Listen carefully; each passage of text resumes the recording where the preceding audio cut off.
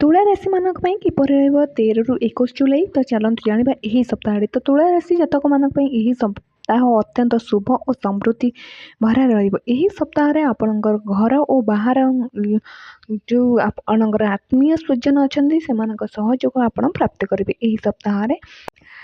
ତ ଏହି ସପ୍ତାହରେ ଆପଣଙ୍କ ରାଶିର ସ୍ୱାମୀ ଆପଣଙ୍କ ଏକାଦଶ ଭାବରେ ରହିବେ ଓ ଆପଣଙ୍କର ରାଶିର ମଧ୍ୟରେ ସୂର୍ଯ୍ୟ ଆପଣଙ୍କର ଗୋଚର କରି ଆପଣଙ୍କ ଦଶମ ଭାବରେ ରହି ଆପଣଙ୍କ କ୍ୟାରିୟରରେ ଉନ୍ନତି ଓ ପ୍ରଗତି ସାଥିରେ ଆପଣଙ୍କର ଇନକମ୍ରେ ମଧ୍ୟ ବୃଦ୍ଧିର ଲାଭ ଦେବେ। ତ ସୂର୍ଯ୍ୟଦେବଙ୍କର ଗୋଚର ଆପଣଙ୍କ 10th ହାଉସ୍ରେ ରହୁଛି ଓ ଆପଣଙ୍କ ରାଶିର ସ୍ୱାମୀ ଶୁକ୍ରଦେବଙ୍କର ଏକାଦଶ ଭାବରେ ଆପଣଙ୍କୁ ଅତ୍ୟନ୍ତ ଲାଭ ଓ ଶୁଭ ଦେଉଛି।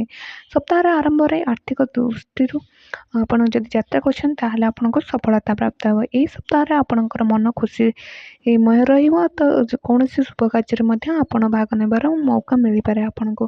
ତ ସପ୍ତାହର ମଧ୍ୟରେ ଭାବନାର ବିଚାରରେ ଆପଣ କୌଣସି ଚିନ୍ତାଗ୍ରସ୍ତ ହୋଇପାରନ୍ତି ଓ ଚିନ୍ତା କରିପାରନ୍ତି।